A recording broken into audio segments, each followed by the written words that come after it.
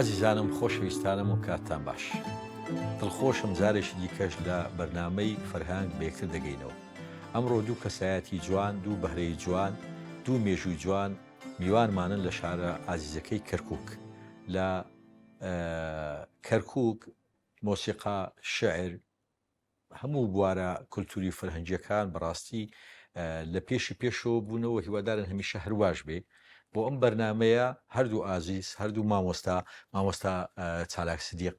هەم موزیکسان، هەم بەڕێوبەری هونەرجوانەکانی کەرکووک بەخێراتی مامۆستا. هەروەها ئازیزم مامۆستا بورهان چوارداخی، هەم شاعیر، هەم دکتۆری شاخ و پێشمەرگایەتی، بەخێر هاتی مامۆستا. مامۆستا چالاک لە جناب دەست پێ دەکەم.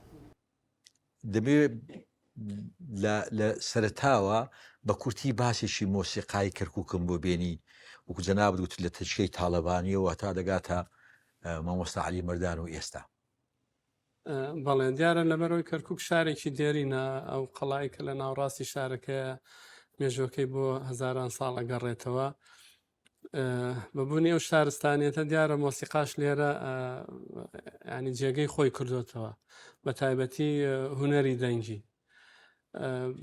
بە تایبەتی لە 500 ساڵی یا بڵێن ئەگەر لە سەدەی 15 و 16 بە دواوە هونەری مۆسیقا و گۆرانی لێرە زیاتر گەشەی کردو یا زیاتر دیار بوو. زیاتریش ئەگەر ورد بۆ ئەو ئینە بڕوانین لە ساڵانی 1800 بەملاوە لەگەڵ دروستبوونی تەکیەکان و خانەخاکان کە بە حکومی ئەوەی کە کەرکووک ڕەنگە سەردەمانی ویلایەتێک بوو بێت لە ویلایەتەکانی عوسمانیان، پێگەیەکی گەورەی هەبوو بێت لە وەکو شار. من ئەو دیراستە و لێکۆڵینانەی کە کردومە لە هونەری دەنگبێژی ئەگەڕێتەوە بۆ مەلاوەلی کە بە ئەسڵ خەڵکی شاری کفری بوو، دوای لە کەرکووک بووە و یا هەنە بێ سەردانی کەرکووکی کردووە پاشان چۆتە بەغاو. هونەری مەقامات کە دوای بووەتە مەقاماتی عێراقی یا ئەو هونەرە دەنگیە لەگەڵ دروستبوونی دەوڵەتی عێراقیە ئەو ناوی لێنراوە. لە کەرکووک زۆر برەوی هەبووە دەست بەدەست. لە دوای ئەو بۆ نمونە حەمە پیرە هەبووە، یەکێک بووە لە دەنگبێژە زۆر چاکەکان، پاشان محەممەد خەلیل ئاغا و لە تەکیە و خانەخاکان و بە تایبەتی تەکی تاڵەبانی زۆر پشتگیری لە مەقام خوێنەکان کردووە، هەم وەکو لایەنە عێرفانیەکە هەم جگە لە دەرەوەی تەکیش دیارە هەر وەکو لایەنی دنیاییش کە ینی مەقام خوێندن و یان هونەری مۆسیقا بە هەردوو دیوە دینی و دنیایەکەیە دیارە کاری خۆی کردووە. بەڵام ئەم دەست بەدەستە وای کردووە ئەو کەلتورە بگاتە مامۆستا عەلی مەردان، یان لە دوای حەمە پیرە خەڵکی ترە بۆ محەممەد خەلیل ئاغا و لە کاتی گەنجی مامۆستا عەلی مەردانە ئەو زۆربەی ئەو هونەرەی لەوانە وەرگرتووە، کەواتە ئەو هونەرە ئەگەڕێتەوە بۆ ساڵانی 1970ەکان، ینی ڕەنگە بۆ سەدەی 17 و 18. بەڵام کە ئەگاتە مامۆستا عەلی مەردان دیارەیتر هونەری تۆمارکردن لە دنیای گەشتاکە، ئەویش هونەرەکەی پاراست و ینی بووە ئەرشیفێکی گەورە بۆ مۆسیقا و گۆرانی و مەقاماتی کوردی. ڕاستەکەی مامۆستا کەرکووک هەندێک مەقاماتی سەر بەخۆشی هەیە وانە بە حکمی ئەو موتروبە کولتوریەی لەگەڵ تورکی و لەگەڵ عەرەبی و لەگەڵ ئەوانە هەیەی، یعنی تایبەتمەندیشی خۆی هەیە کە با بڵێن جای دەکاتەوە لە شارەکانی تر. ئەگەر وەکو هونەری کوردی تەماشای بکەن ئەتوانین بە دوو ئاراستە ئەو هونەرەی کە لە گەرمیان ناوەکو ئاوازەکانی قەتار و ئەڵاوەسی و خورشیدی و ئای و خاوکەر و بەڕاستی ئەمە کۆمەڵێ مەقامن، ئەمە وەکو گەرمیانەکە و بڵێن لە ناو شاریش کە زۆر بڵێن ئەمە دیوێکی ڕەسەنی کوردین. دووەم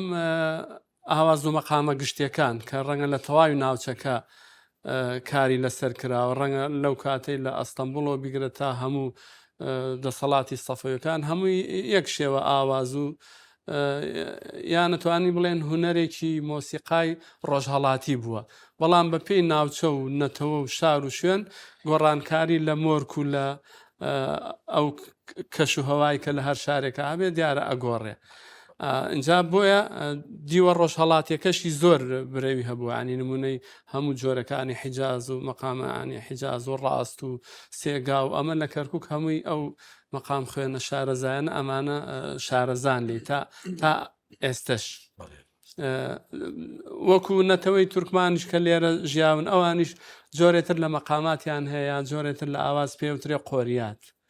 قۆریاتیش بۆ خۆی هەڵبەتە ئەگەڕێتەوە ناوەکەی لە ڕێخەرە شعرەکەیەوە لە فۆرمە شعرەکەیەوە هاتووە، ئەڵێن شێوە ڕوباعیەکە، بەڵام وەکو چوارینەوەیە. من زۆر لە ئەدەبیاتەکەی ببوورە شارەزانیم، بەڵام لەلایەنە مۆسیقیەکەی زیاتر لە 25 جۆری هەیە، 30 شتێک جۆری هەیە، هەرێکەی بۆ خۆی ئاوازێکە ئەوەنە دەوڵەمەندە، وەکو هەستانەوەی ناو مەقامەکان ناو گۆرانەکانی خۆمان وایە. چۆن هونەرمەند حەسەن زیرەک لە ناو گۆرانیا مەقامێکەڵێ ئێمە بە کوردیڵێن هەستانەوە هاوارکردنێک تقریبا نەچێتە ئەو قاڵبەوە دێنەوە سەرەوە مۆزوعە. مامۆستا بڕان هەم پێشمەرگە، هەم دکتۆر، هەم شاعیر، هەم کورد پەروەر، مێژوشی دوور درێژت لەگەڵ شاری کەرکووک هەیە، مێژوش دوور دێژ لەگەڵ حیزبی بەعس و ئەمن و جیران و ئەو ئەزمموی خۆت ئەگەر چڕی کەینەوە وەکو شەر بە تاوەکەی ببینین چیمان پێ دەڵێ؟ وڵی من وەکو مێژوو ئەتوانم باز مێژووی ئەوەی کە بینیومە بەڵێ خوێنەوە جیایە تۆ توای مێژوو بخێت و 1000 سا بە لێسە بزانین ئەوی خۆم بینیومە وەکو ئەزمونت کردوە ڕاست. لە ساڵی 63 تەبعاً بەعس هات هەرچی دێهاتە بوستاندی ئەوەی حرس قەومیەکە حرس قەومی. بەڵێ ئێستا کاک مەلا شاخی باشە کتابێکی گەورەی دەرکردووە دەستخۆشی دەکەین باسی هەموو گوندەکانی کردووە. ئیتر لێەوە تۆ ناکرێ دێت بسرێ و ڕاودنن و هیچت بۆ نەهێن و یەک کەوچکێک لە ماڵانەما بێجگە لە کوشت و کوشتار. ئەوان لە مناڵەوە فێرمانی کرد کە ئێمە بمانوێنێتەوەی بین، ینی لەوانەیە ئێستا لە هەندێک وڵات باز نەتەوە بکەی پیان ناخۆش بێت، بەڵام لە وڵاتی بۆ وڵاتی تر فەرقی هەیە کە شوناسی ناوچوونە هەڕەشایە. قەزیەکەمان قەزەی نەتەوەیە، نە ئاینیە نە مەزهەبیە. بەڵێ ڕاست. بارها من لە مناڵیەوە هەستم جولا بۆ شتانە، یعنی لە شەشی ئیبتیدایی بووم حەزم لە ئەدەبیاتە کرد، خاستە ئەدەبیاتی شۆڕژێر و گەرم وەکوی بێکەس و قانع و ئەمانە. ئیتر کە هاتمە کەرکووکیش بە حکمی ئەوەی تۆ خۆناغێترە لە ژیانت لەوێ مەکتەبەی لێیە، من لێرەوە ڕێزم بۆ کاکجەبار ئاسۆ هەیە کە مەکتەبەی ئاسۆی دانابوو بڕوات بێ لە نمای گەنجان، یعنی گەنجان هەمووی ئەڕۆیشتن بۆ کتاب، هەندێک کتاب و قاچاق بوو ئەگەر لێ ڕابیتایی دوای عەسر وەرە بۆ دێنم بەس خەڵک نەزان. ئەوە دەوری هەبووی لە پەروەردەکردنی ینی فکری ئێمەش. جا لە کاتی ئێمەیە کە من لە تەمەنی 18 ساڵی 19 ساڵی بووم 20 ساڵام 56م کە نسکۆی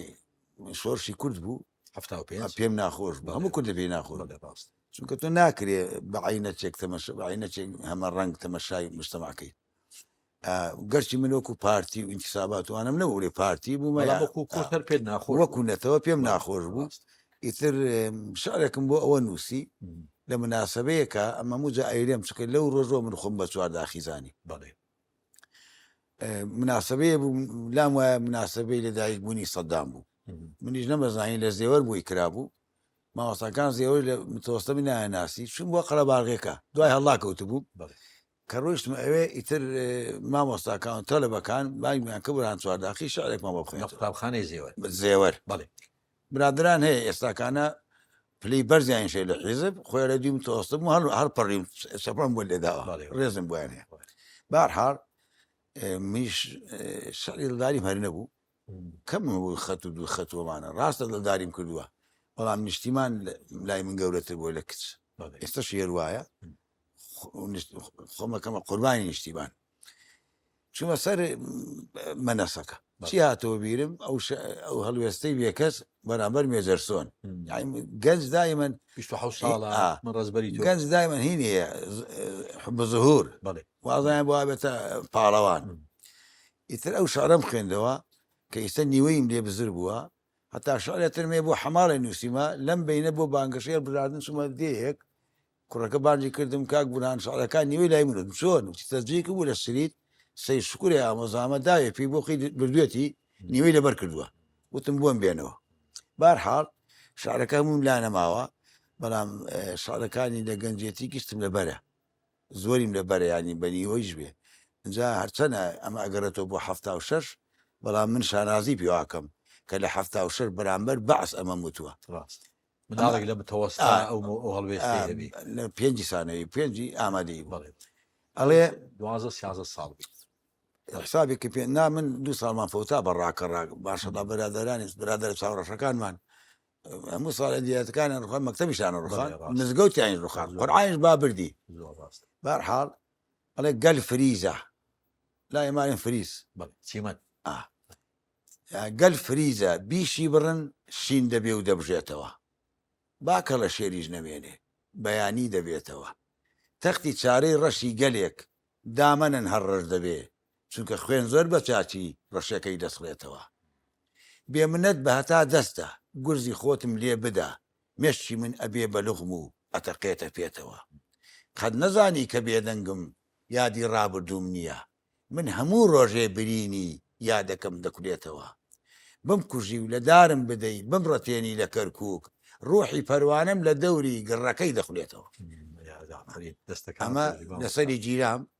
چوو امتحان لە ژوورەوە لە مەکتەبەکەی ئیستاوە بە تەمام ڕۆژە لێوێ ڕسمی بگرم نەمزانین زێوەریان ڕوخان بچم ئەمە لێ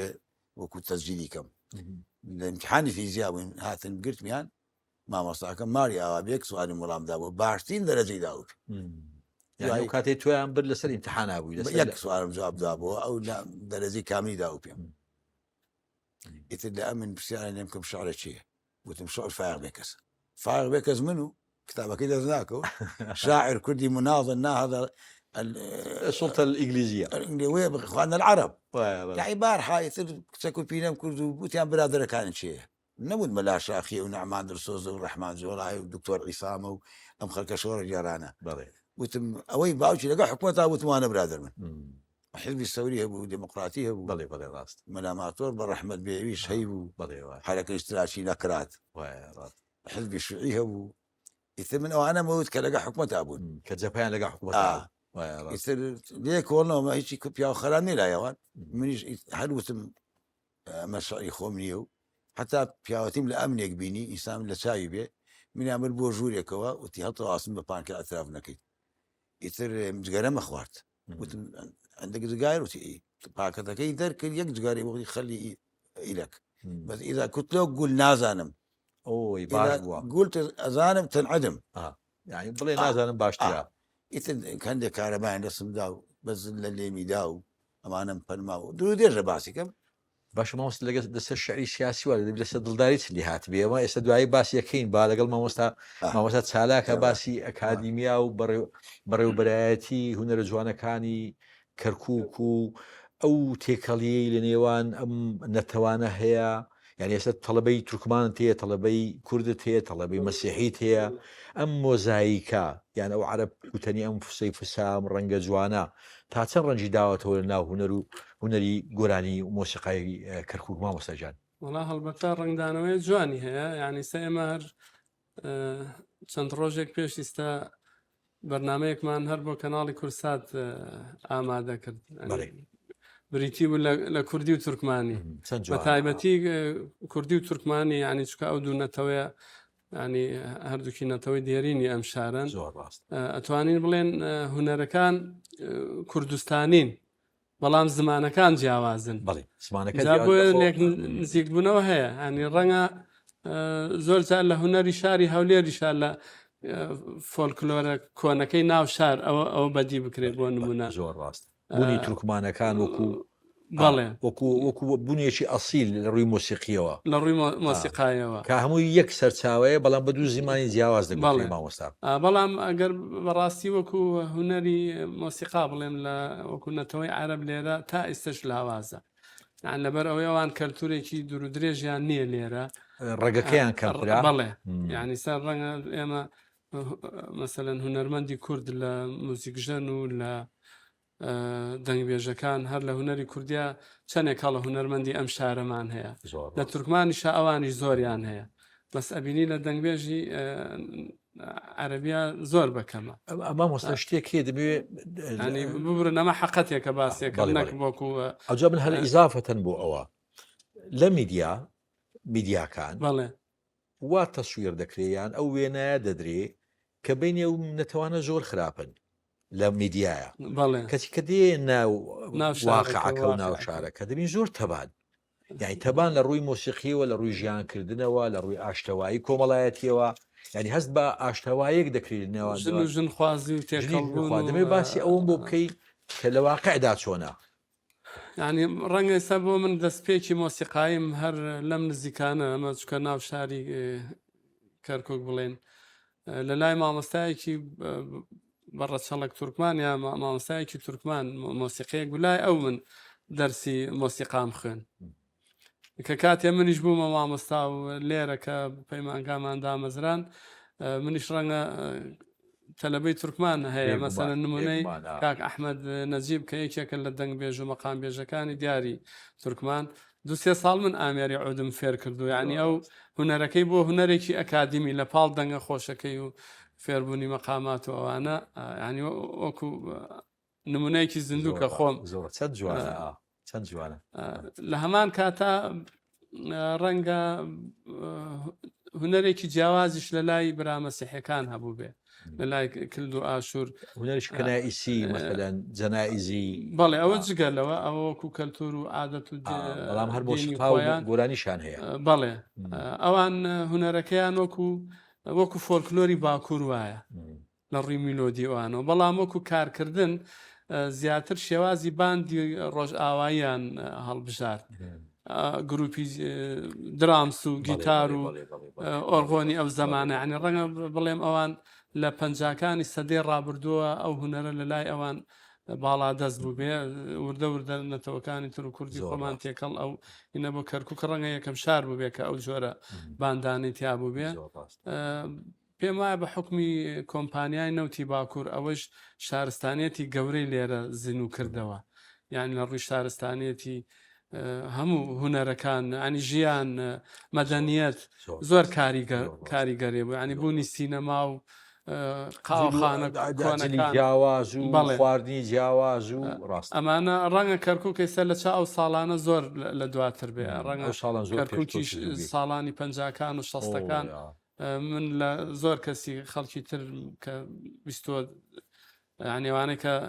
بە سەردانیشان هاتوونەتە ئێرە زۆر جیاواز باسی کەلتوری ئەو کاتەی کەرکووکەکەن بۆیە هونەری مۆسیقا و گۆرانی لە پەنجاکانی شەو بە شێوەیەتر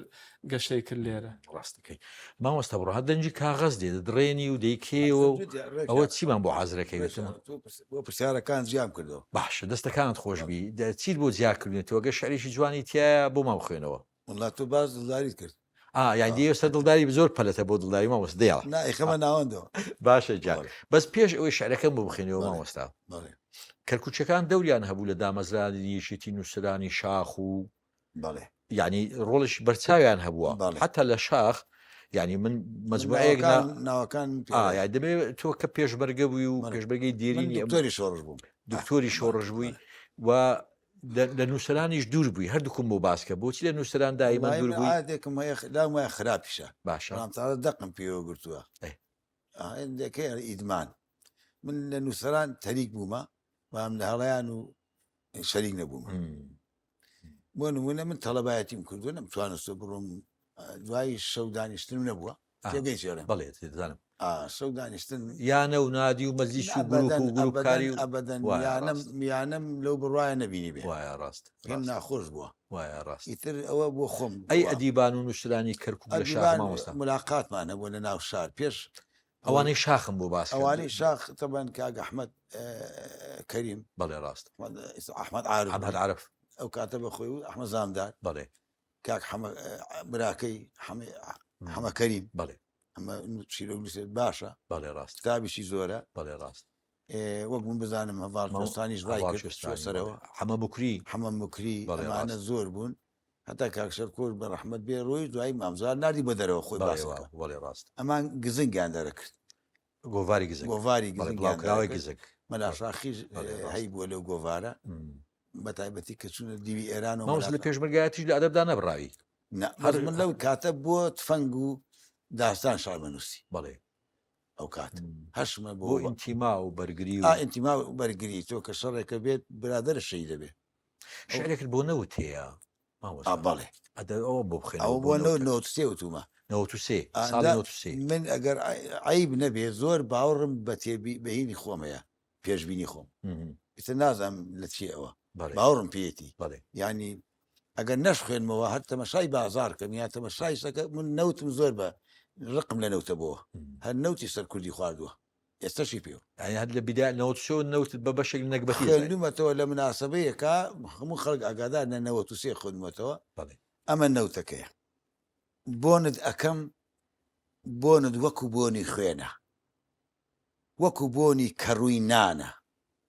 وەک هەوای شێداری کونجی تاریکی زیندانە ئەوی بۆنی تۆ پێخۆش بێ نەهستی بۆنی گوڵ و بەهار و نانی گەرم و هەناسەی دایکی نامێنێ ئەوی بۆنی تۆ هەڵمژێ هەمیشە بۆنی باروت و مەرگ و خەردەل لە کەپووی دێ تەمەشای ڕەنگت دەکەم هیچ وەرزێکی تیا نابینم چاو دەبینم بێگلێنە لەب بێ پەنجە کانی ئاشقان بێ هەڵەبجە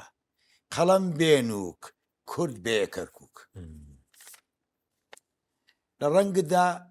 چەشنی ئاوی کەچی توێنێتی ناشتێنی ساردی بەڵام چێلگەی سەوز و تەبارە و پاوەنی وڵاتەکەی خۆت دەستێنی وجدانی گوڕنەتەڵەی مێژوو فرۆشان دەکڕی لەم سەردەمە ئەو قاچیە دوودەمەی تۆ بەدەمێکت کفن بۆ باڵای خۆت دەبڕی بەوی تریش بالۆرەی مەرگ بۆ وڵات و گەل و سەرچاوەکەت دەچڕی بەم گڕەوە خۆت منوێنە بەم گوڕەوە خۆت منوێنە ناخت ڕەشە ئەم سووریەت هەمووی خوێنە دەستەکات خۆشی ماوەستەجان ئەزیزانم وچانێک و بەردەوام دەبی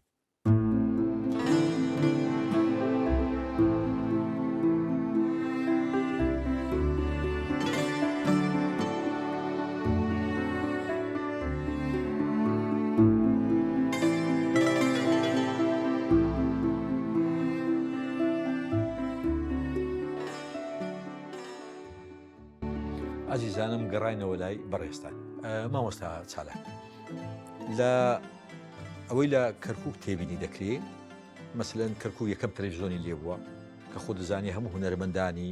بادینان و هەولێر و سلێمانیش ناچار بوون وەکو سەکۆیەکی میدیایی گەورە و گرنگ کە تەلەڤیزۆنی کەرکووچی لێ بووە ئەم سەنتەربوونەی کەرکووک ینی وەکو سەنتەرێک حسێبی بۆ کرابێ مەسەن تا چەند دوایی با بڵێن 2003ەوە ئەگە بەراوردی بکەین لەو سنتەر بوونە کەرکوو تا چەند سنتەر ماوە لە ڕووی مۆسیقی و گۆرانی و لە ڕووی هونەرەوە یعنی جیاوازێک بکەین لە بینی با بڵێن پێش 2003 و دوای 2003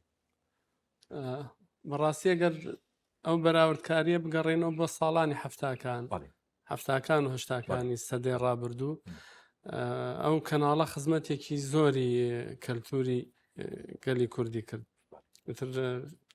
نەکرد مۆسیقا و گۆرانی و دراما و هەموو لایەنەکان ئەوە بەردەوام بوو تا کۆتایی هەشتاکان بەڵامی تر لە دوای ڕاپەڕینە گەورەکەی گەلی کوردەوە پێم وایە وردە ئەوە کاڵ بووەوە بە حکمیەوەی تر زۆرینەی خەڵک ڕووی لە هەرێمی کوردستان کرد و گەلێکمان نەگەڕاینەوە و ئەو کەناڵش کە کەوت زیاتر بڵێن ڕژێمی بەعس ڕەنگە بۆ خۆی بەکاری هێنابێ ئەوە کاریگەری زۆر هەبوو لەسەر ئەوەی کە بڵێن ئەو کەلتورە پاشە کشێ بکە یعنی ڕەنگە لە ساڵانی هەفتاکانە کەمتر یان نەپەرژاون یا درکیان بەوە نەکردبێ بەڕاستی شتی زۆر جوان کرا چونکە تەنیا ئەو کەناڵە مڵکی کەرکووک نەبوو مڵکی هەموو کوردستان بوو ینی هەموو تیپە مۆسیقایەکانی کوردستان لێرە ڕەنگە شتیان تۆمار کردبێ و پەخش کرابێ ڕەنگە ئەوەی کە کارکتەرێ بچکۆلەی هەبوو بێ زۆربەی خەڵک ناسی بێتی چ جای ئەوانەی کە هونەرمەندی ناسرا و گەورەی گەلەکەمان بوون بەڕاستی ئاوێنێکی گەورە بوو بۆ هونەری کوردی بەگشتی بەڵامی تر لە دوای 2003 بە حکمی ئەوەی کە ئیتر وردە کەناڵی زۆر دروست بوو کەناڵی کەرکووکی کۆنیش داخرا ئەوە کاریگەری زۆر هەبوو لە ڕووی میدیایە و کەرکووک ڕەنگە پاشەکشەی کرد بێ تاکو ئەو کەناڵانەی تر دروست بوو ئەنی لێرە کەناڵی کەرکووک کرایەوە کە بووە سەتەلایت لە ساڵانی 2010 بە دواوە 2012 بە دواوە بەڵامی تر ئەو ساڵانەی پێشووتر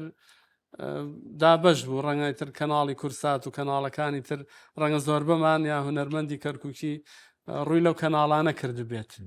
باشتیبی مۆسیقای کەرکووک هەبوو بەڵێ کاری باشیان کرد بەڵێ تیبی مۆسیقای کەرکووکی تەلەڤیزیۆن بەڵێ ڕاستە بەڵێ ئەمە بوو بەردەوام نەبوو یان دوای 2023 بوو نەکرا پرۆژەیەکی وا وابزانم جنابیشتان گروپێکتان هەیە من گروپەکەم ڕەنگە درێژە پێدەری ئەوە بێت لە ساڵی 92 کە ئیترێمە ژیانمان لە سلێمانی و لە هەرێمی کوردستانە بەسەربرد لەوێ لەگەڵ کۆمەڵێ لە هونەرمەندانی برادەرمێکێک لەوانە کاک حەمەڕۆ کەرکووکی و مامۆستا دلێر حسێن و کاکلال و ڕەنجدەر و تیڤی مۆسیقای کەرکووکمان لەوێ دروست کرد بەڵام ئیتر لە 98 بە دواوە من نەمهێشتووە ئەو تیپە ینی سڕ ببێ بە بەردەوامی کارمان هەبوو ینی ئەو کاتی کەناڵەکانی گەلی کوردستان و کورسات و بە بەردەوامی بانگێشتەکران و بە ئێستەشەوە بەڵام ئەو کەناڵی تر بە حکومی ئەوەی کەناڵێکی حکومی بوو پێکاتبوو لە هەموو نەتەوەکانی کەرکووک ینی ژەنیارەکان تێکەڵ بوون یعنی کێک لەوانە مەسەلەن هونەرمەندی گەورەی گەلەکەمان کاک شەوکەت ڕەشید مامۆستا قادر مەردان کاک عەبدولئیلا هەمووی بە ڕەحمەتی خوا کەوتون گەلێ هونەرمەندی تر کاریگەری زۆر هەبوو بەڕاستی ئەو تیپە بەڵامی تر بە حکمی ئەوەی کە هی سەردەمی خۆی بوو ڕەنگە کەمیان ڕەنگە چەند کەسێکیان لە ژیان ئامابن ئەوانەی لەو سەردەمە گەنج بووێتن تاکەیان لەو هونەرمەندانە مابێتن ژیانی شەروایە ڕەنگە سەردەمی زێڕینی هەر تیپ و گروپ و خەڵکێک بکەوێتەوە وەختێکەوە ئەوانیش بەر سەردەمی زێڕینی هەمومانەڵێن هەفتاکان و هەشتاکانی سەدەی ڕابردوو کەوتن بەڕاستی کۆمەڵی گۆرانی جوان لەو کەناڵە کراوە مەسەنێکێک لەوانە ئێمە گیانێکین کە قەت لەبیر ناچێ گۆرانەکانی کاک شەوکەت ڕەشید کۆمەڵی گۆرانی مامۆستا قادر مەردان یەکێک لەو گۆرانیانە دوێنێ بەیانی چوون بۆ ژوانی شعری کاک ڕەمەزان زامدارە منەوە لە مناڵی گوێم لێ بۆ قەت لە یاد مناچێ دووبارەشمان کردەوە ئەو بۆ ئەو ئاوازە نەمرێ ینی زۆر شتی جوان لەو کەناڵە کرا بەڵامی ئیتر دیارە ژیان وایە هەرجاری هونەر و میدیاوەکەوێتە شوێنێتر و گۆڕانکاری بەسەر هەوڵتان داوە ئەم میراتە جوانە ئەم با بڵێن ئەم پاشخانە جوانە هونەریە بکەوێتە ناو سیستەمی هونەرە جوانەکان و بکەوێتە ناو میتۆد و خوێندن و یادەوەری ئەو قوتابیانەی لاتانن بەڕاستی خۆی هەر پەیمانگایەکی هونەرە جوانەکان یعنی بە پێی شوێنی جوغرافیەکەی ئەبێ کەلتوری ئەو شوێنە لە هەموو هونەرەکانە یعنی بۆ نمونە بسە لە پەیمانگای ئێمە بەشی شێوەکاری و بە تایبەتی بەشی وێنە کێشان زۆر جار تەلەبەکان دەرەکەن بۆ ناو گەڕەکە کۆنەکان یعنی سە لە ناو پەیمانگای ئێمە کۆمەڵی تابلۆی گەڕێکی مووسڵا و پریادی و کۆڵانە کۆنەکانیان دروست کردوێتەوە ئەما بێتە کەلتورێک و نەریتێکی زۆر جوانانی نەک تەلەبە بچێ بۆ شوێنی دوور نزیکترین شوێنی خۆی کە شێوەیەکی بیناسازی سەدەکانی ڕابردووی تایە هەروەها لە مۆسیقاشە بێ مەسەلەن مێژووی مۆسیقای کوردی کە لە پۆلی 1 و 2 لە بەشی مۆسیقا خوێنرێت بێ ساڵێکی بۆ هونەرمەندانی ئەو شارە تەرخان بکرێ یعنی نمونەی ئیتر عەلی مەردان و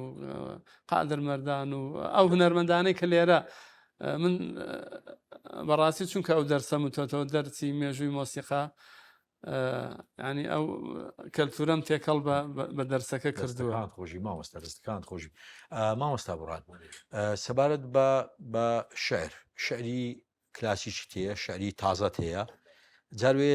با بڵێن بە تامی مەحوی نووسیوتە جاروێ بە تامی باسێکی ئەو تێکەڵەیەم بۆ بکە لەگەڵ کامەیە ئاسوودەی لەگە شعری کلاسیک لەگە شعری تازە یان شعری چێت پێ خۆشە ئەسڵەن وڵی من شعری شێرکۆ بێ کەس سڵمەکە من دامناوە شەرکۆ یەکەم و دووەم و سێم و چوارەم هەرخۆیەتی وام داناوە بەڵێ چکە شێرکۆ بە هەموو شێوەکانی نووسیوە یعنی ئەو ئاگاداری لە تیفەی هەڵبەستەوە هەتا ئاگاتە ئێستا کچێک نیشتیمانمە خۆی مامۆستایمە بە شاید یەک بۆ مامۆستا شێرکۆ بدەیت بەڵێ زۆر ئەستەما کەسێک بتوانانی چوار دەیە لە ناو خەڵکاوی بەڵێ ینی مامۆستا شێرکۆ لە هەفتاکانە لە ناو خەڵکا بەڵێ. لە هەشتاکانە هەر خوێنرا پێشمە لە نەوەتەکانە خوێنرایەوە لە 2000 خوێنرایەوە لە 2010 خوێنرایەوە بەڵێ یەکێک بتوانێت بە جیاوازی ئەم فترانە ئەم دەیانە بە جیاوازی هەر خەڵکەکەی یەکەم بێ بە جیاوازی دنیابینی و ستایلی ژیانەکەی هەر هەبێ بەڵێ ئەمە گرنگە بەڵێ. سی توێ حتا باز مردنەکەشەکە گاڵتی بە مردن دێت ئەلێ من نەزانم کە ئەمرم چی دەتی پێشوازی تەرمەکەم بەڵێ وایە ڕاستە زیاتر ناڵێ ئەمە من تەمان بە هەموو شێوەکان نووسم بەڵێ وەک چۆن کابرای حەیران بزانێ و لاوک بزانێ و گۆرانی بزانێ و باشتر لەو هەر حەیران بزانێ بەڵێ بێگومان بێگومان مەبەستەکەشم ئەوە نیە من مەحوی بە بەرزە زۆر بەرزەلای بەڵێ. نالی هەر زۆر بەڵێ بەرزەلای ڕاست بەڵام بەداخەوە تا ئێستا گۆڕی نالی دیار نییە یعنی ئەوە دەبواە وەزارەتی ڕۆشنبیری هەندێشتی بکرای بۆ نالی و بۆ حاجی قادری کۆی خۆی مشکلە لەوەدای مامۆستا لە عادەتی عادەتی عوسمانیەکان ئەوە بووە گۆڕ ناوێت نەدەنووسی بەڵێ ئەمە لەسەر لەسەری نالی نووسیمە ما بێم حەزەتی نالی و حەزەتی مەحوی بەڵێ دەمان مەحوی پیاشی عرفانی بووە بێگومان من خۆم شعری عرفانی مەیە کەسی غافڵی دارە بە عینی عیبە نابینێ نەداری داناش لە ڕامانە بۆ مەسئلەی مەخلووق یەکەم مەستە بە ئەژماری دراوی ڕەش هەتا مردن دووەم پەستە بە ئەفکاری هەشی بەلبەلەی مەخلووق چییە چوار داخ بە پێمەلە مەچۆرە بەحری تەسەوف لە کەناریا دەخنچیت و ناگەیتە سەرجەلەی مەخلووق ئەوەی نالی مامۆستا کامەی ئەوەی نالی ئەوە نەمێناوتم نەتێناوە وەبزانم بە ئاخری ئەو ئەڵێ نالی ئەلێ هاوارم کرد بڕۆی هێنایەوە لێ بە شکری لا یعنی بێزارم بەڵێ وایە میش ئەلەم کە بانگم کرد نایەتە بێن بەس بە قسایرێم دەمی هێنا بە شکری بێ عنی وەرە ئەوە زارم زار دەمەغێت ئەوەی بێزارم وتی وەرە ئەوە زارم ڕاست مامۆستا بڕان لە باڵین زەمەنی ئەنفال بەڵێ بەزم شعریش دوورودێش بۆ زۆر ئەنفال دوورێژە کاری ئەوی ئەم بەنامەی نییە باشە ئەو ینیم ئەتوانم لە قسێکی برم زانم بەزم بە شتێک تر معجیبم بەڵێ بەڕاستی ینی کۆمەڵی خەڵک لە کەرکووک هەیە بەڵێ من بە شتێکیان معجیبم وێڕای ئەو هەموو شکستە وێڕای هەموو ئاوارەیە بەڵێ وێڕای هەموو ماڵوەریانە بەڵێ کەسی ئێستاش مەسلەی کوردبوونیان خۆش دەوێت بەڵێ کە ئێستاش ئینتیمایان خۆشەوێ بەڵێ ئێستاش وزە دەدەن بەڵێ ئێستاش تووشی خەی بە ئەمەل لەبوونە وزەیان پێ بەڵێ وایە دەبێت باسی ئەو وزەی بۆ بکەی باسی ئەو خۆشی کوردبوونە بۆ بکەی کە لای تو هەستی پێ دەکەم وڵای من وەک خۆم هەستەکەی من خۆم هەر ئیتر ئەوە خوا ئەو بەهرەی داوە پێم نەچوەتە قوڵایی شعرەوەش لەبەر بەڕاستی ئەم وەزع و سیاست و ڕاکە من ئەڵێم سیاست دژی ئەدەبە هەر دژی شعریشە سیاست تعامل لەگە واقعک بەڵام ئەدەبی ڕەسەن تعامل لەگە حقەتەکە هەندێکا نابێ حقت بری ڕاستە خەڵکەی عازە بێ بەڵێ وایە من خۆم هەستی نیشتیمانیم ئەمەندە هێنە مناڵەکانم تێگەیاندووە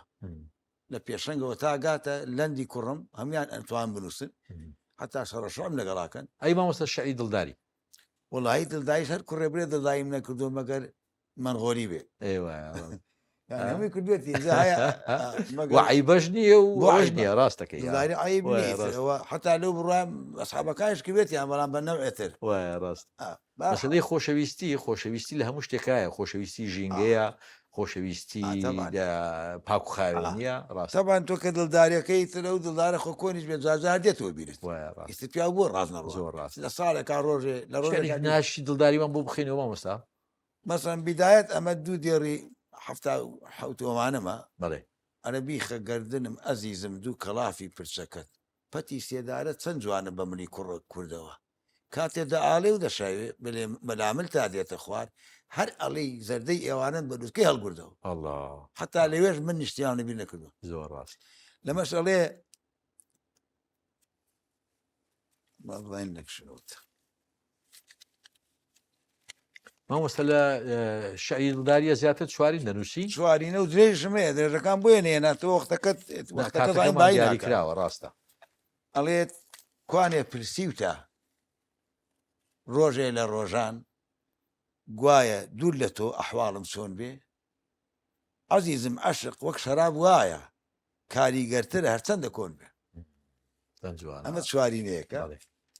ئەمەشیان ئەڵێ گەر بە خۆت دەڵێی پیر نابم لە فەرشی کاشانەچم ئێمنیش نەحەقمە بڵێم لە شێخی سەمعانەچم ماوەڵە ناحەقت نییە مامۆستا ئێمە شاید لێ دێت دەستەکان خۆشی مامۆستاجان مامۆستا چالاک لە ئێمە چیمان نوقسانە بووی ئەو مۆسیقایەمان بێتە مۆسیقایشی جیهانی خۆ دەزانی دنیای ئێستا دنیای جیهانگیری دنیای کولتور و فەرهەنگە بەڕاستی دنیای چەک و دنیای دروشم و ئەوانەش نەماوە یعنی ئەوەندەی تابلۆیەک کاریگەری هەیە کە مەسەلەن فارسێک دەیبینی ئەوەندە پارچە مۆسیقایە کاریگەریە کە ئەمریشێک جۆی لێ دەبێ دنیای ئێستا دنیای هونەر و دنیای کولتور و فەرهەنگە ئێمە چی بکەین بۆ ئەو ژێرخانە دەوڵەمەندی کە هەمانە ببێتە شوناسمان ببێتە ئەدرێسمان یعنی بۆچی مۆسیقای ئێمە نەبێتە ئەدرێسمان کە ئێمە دەزانین زۆر لە بارتر و شیاوتر و جوانتریشە لە شتەکانی ترکە لە شوناس و ئەدرێس هەڵبەتە ئێمە ینی وەکو پاشخانی مۆسیقای کوردی خاوەنی گەلێ فۆرمی جیاوازین ڕەنگە زۆربەی لە لای نەتەوەکانی تر نەبێ یعنی من باسی مەقاممان کرد بڵێن ئەڵێ مەقامی حیجاز عەجەم لای فارسە بێ لای تورکە بێ بەڵام لاوک و حەیران و ئەڵاوەسی و ئازیزە و پایزەی موکریان و ئیتر گەلێ فۆرمی تر لە سیاچەمانە و هۆرە و بەڕاستی ئەگەر بکرێ ینی بۆ من ئەگەر ئێمە لە شتی ئۆرکسترای سەمفۆنیا و ئەوانەوە بێن ئێمە نین لاسایی کۆپی فۆرمی مۆسیقای ئەوروپی بکەین یان شێوازی ئەوان لە مۆسیقادانانە بێن لە ڕووی فۆرمی دانانەوە ینی کارەکان با ئۆرکسترایی بێ بۆ نمونە بەڵام هەوێنەکەی هەوێنی مۆسیقای کوردی بێ یعنی بۆ نمونە ئەگەر کارێک بۆ شمشاڵێک بکرێ وێنەی شمشاڵەکەی قالەمەڕا بەو فۆرمە گەورەیە و ینی وەکو بڵێ سێبەرێکی ئۆرکسترایی لە خزمەت ئەو میلۆدیە جوانەیە بێ یان چەنەها شێوازی تر مەرج نییە هەر بەم جۆرەش ینی ئیلا هەر جۆری سەمفۆنیای ئۆرکسترای ڕەنگە بە دیوەکانی تریشە ئێمە ئەمەە مۆسیقای جوانمان هەیە ئەمانە بین کاری تیا بکەین و بڵاو بێتەوە گرنگەوەیە ئێمە نەبینە کۆپی وڵاتان ینی ڕەنگ ئەوە زۆر ئەوەی خۆمان پارێزی بەڵێ بەڵام بێن بەو شێوازەی کە دنیا مۆسیقای خۆی پێشخستووە کەلتوری خۆی پێشخستووە بەڵام ڕەنگەکە هی خۆمان بێت تام و چێژەکە هی خۆمان بێت ئاوێتی ئەمانەی بکەین و هەڵبەتە بوونی شوێنە ئەکادیمیەکان بە تایبەتی ئێستا کە لە زانکۆکانیش بڵێن بەشی موزیکە خوێنرێ و زیاتر ئەکادیمی بوون چۆتە ناو هونەرەکەەوە ئەکرێ ئەوانەی کەوا لە دوا ڕۆژە ئەبنە هونەرمەندی گەورەتر ئەوان هەنگاوی زۆر باشتر بنێن هەنگاوەکان پەلەتر بێت یعنی ڕەنگە لە ماوەی چەند ساڵێک ئەوان بتوانن ئەوەی کە ئێمە بە چەندها ساڵ کردومانە ئەوان زووتر پەیامەکە بگەێنن بە حکومەوەی سەر ڕەنگە کەسانە زۆرمان هەبێت لە ئەوروپا لە وڵاتانی تر مەستا ئێمە بۆچی با بڵێن ئەرشیفێکی مۆسیقای نیشتیمانیمان نیە بۆ مۆسیقا یعنی ئێستا جەنابەت باس لە کۆمەڵێ بڕگەی مۆسیقی کرد کە ئێمە تایبەتمەندە بە ئێمە و دنیا نیەتی ئێمە چۆن بتوانین مەسەلەن وەکو ئەرشیفێکی نەتەوەیی ئەرشیفێکمان هەبێ نەتەوەیی بەڵام ئەرشیفێکی مۆسیقا یعنی ئەرشیفێکی نیشتیمانی مۆسیقی ئەمە بۆ بیری نەکراوەتەوە ئەمە بۆ ئیش لەسەر ناکرێکەوە خەڵکی پسپۆڕی ئەو بواران ڕەنگە هەموو شتەکان گەڕێتەوە بۆ دەوڵەت یعنی بۆ حکوومەت هەرچەنە ڕەنگە وەکو کەسانێک زۆر ئەرشیفیان پاراست بێت وەکو تاک هەروەها هەوەکو کۆمەڵێ دەستگاش ینی بۆ منە ئینستیتوتی کەلەپوری کورد ڕەنگە زۆر بەڵام بە تەنیا دەستگایە کەم نییە ینی ئەبواە لە هەموو شارەکان ئەو دەستگایانە هەبواە دەوڵەمەند بووە یعنی شوێنێک هەبوایە بۆ گەرمیان شوێنێک هەبوایە بۆ ڕاپەڕی بەڵێ. شوێنێک هەبوایە بۆ بادینا ینی شوێنێک هەبوایە کەسی بۆ- شارەزا ئیشی تیا بەڵێ بکە بڵێ یعنی ئەمە بێتە ئەرشیفێکی نیشتیمانی ئێمە وەکو ئەرشیفی نیشتیمانی مۆسیقامان هەبێ ئەمە دەستگایەکی گەورە جا ئێوە کەسی پسپۆرن ڕەنگە پرۆپۆزەڵەکە ئێوە بینوسن یان پرسیارێشترم هەیە وەڵام مامۆستا لە ڕووی پەروەردەوە ئێمە تەڵەبەی ئێمە کەمترین شت پەروەردەی مۆسیقی دەکرێت خۆ دەزانی مۆسیقا زۆر دەوری هەیە لەسەر نەبوونی تونند و تیژی لەسەر لاعنفی ینی مۆسیقا باڵێن نامەوێت کریمەیە بەکاربێنم بەڵام پراوێست خراوترین دەرسە وانەیە لە مەکتەبەکانە ینی بەڕاستی ئێستا لیژنەیەک دروست بووە کە پرۆگرامێک دروست بکات لە پۆلی یەکی سەرەتایەوە پێم وایە تا نۆی بنەڕەتی ینی خەریکی وتوێژن ماوەی جارێک دانیشن لە شاری هەولێری نوێنەری هەموو شارەکانی تایە ئەگەر ئەو پرۆگرامە دروست بێ کتێبی تایبەتی هەبێت بۆ هەموو پۆلەکان ڕەنگە ئەمە لە کۆنەوە لە وڵاتان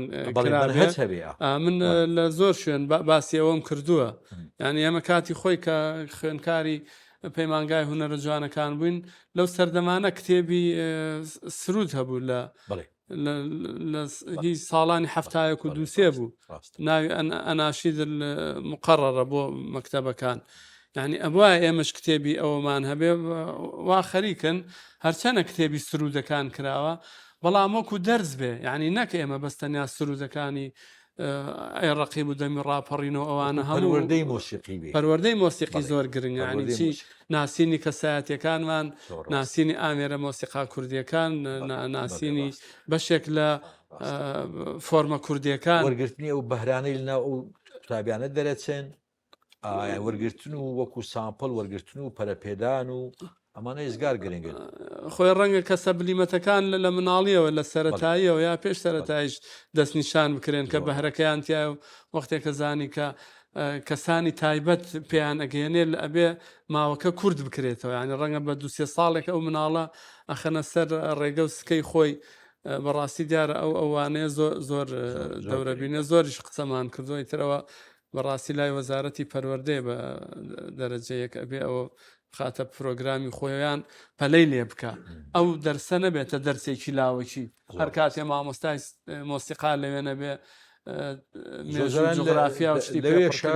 کاری دەیبا بەڕاستی زۆر هەندێک جار خۆڕەنگە لە زۆر مەکتەب یان بڵێن ئەو وانانە هەیە بەڵام ڕەنگە ئەو بەڕێوبەرە زۆر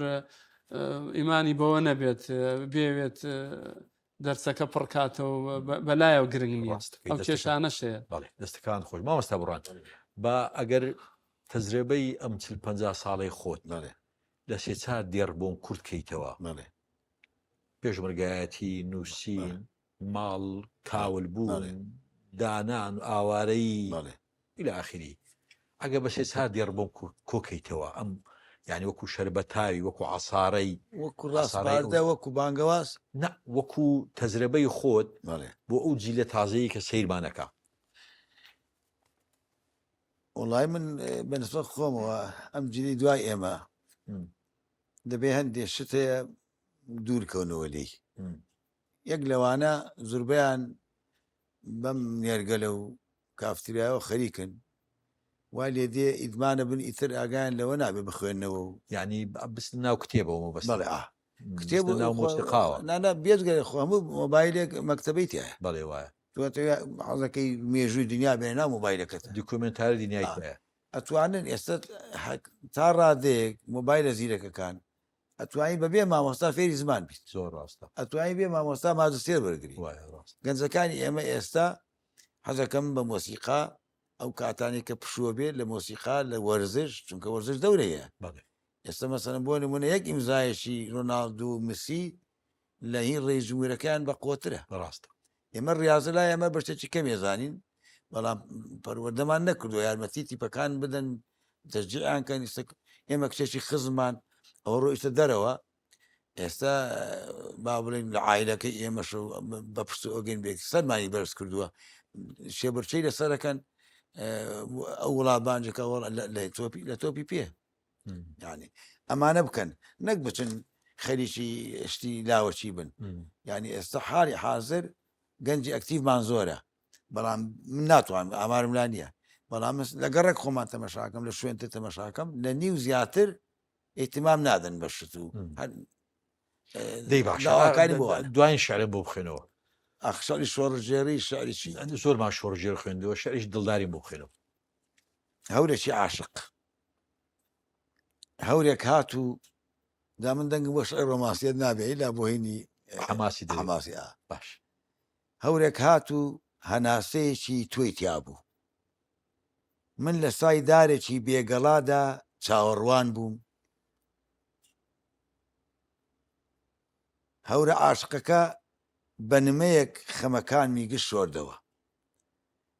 هەور ڕۆیشت و هەناسەکەت لە سینەمدا هەرمایەوە تەمەشام کرد ئەو دەرەختەی من لە تەچیدا وەستا بووم چرۆی کرد و بژایەوە دەستەکان خۆشی مامۆستا ئەوڕۆ گەورەتان کردین مامۆستا بڕۆهان گەورەتان کردین خۆش و باگەوران سەرفراز بن گەشاو بن هەمیشە ئەزیزانم خۆشەویستانم بەم جۆرە هاتینە کۆتایی ئەم ئەڵلقەیەش لە بەرنامەی فەرهانگ تا بێگەیشتنەوەی شتر خواتان لەگەڵ سەرفراز بن.